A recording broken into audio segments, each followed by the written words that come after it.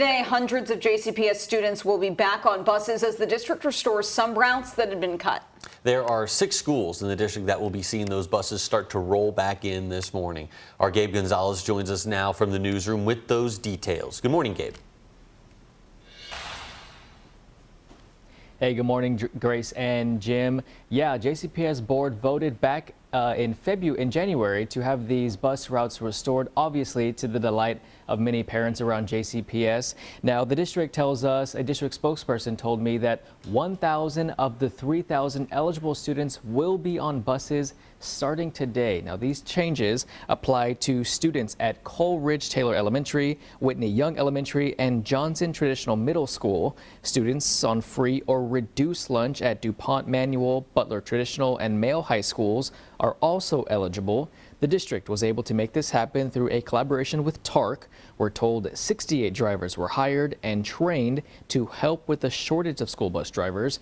And because of this, students who switched schools this year due to transportation issues will be allowed to return to their magnet or traditional schools next year. And the board plans to review bus staffing come June, so in just a couple of months. And if those numbers remain strong, they will reconsider restoring routes to all magnet schools across JCPS. And in the next half hour, obviously, there were some concerns with all of this going on today, so we will be addressing those concerns and how the district is responding. Jim, Grace. Gabe, thank you. Today, the JCPS Superintendent Screening Committee is calling a special meeting. The group reviews applications and provides the Board of Education with recommendations for the position.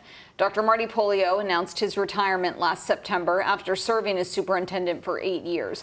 The district plans to interview candidates in April and May, and hopes to have a new leader in place by July. Today's meeting is at 2:30 at the Van Hoos Education Center on Newburgh Road.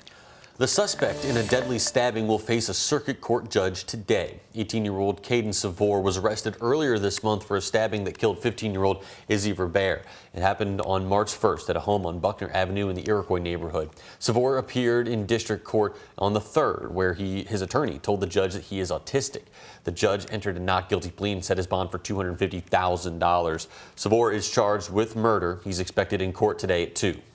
An EF1 tornado touched down in Orange County, Indiana on Saturday. That's according to the National Weather Service, which had crews in the area surveying yesterday.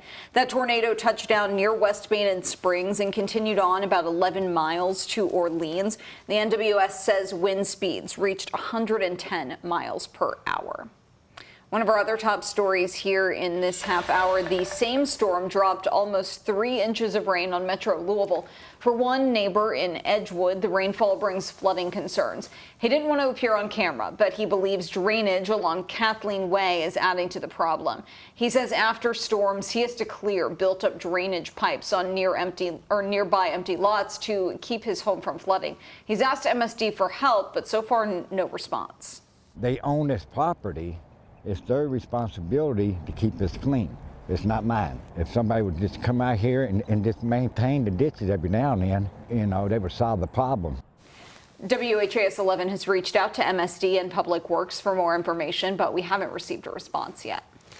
It's time to lace up those dancing shoes, everybody. The NCAA tournament begins this week. After winning just 8 games total a year ago, the Cards are entering the NCAA tournament as an 8 seed this year. They're going to play 9th-seeded Creighton on Thursday for the first game of the tournament. And the Louisville women's team, they entered the dance as a 7 seed. They're set to face off against the Nebraska Cornhuskers, a 10 seed. That game tips off on Friday.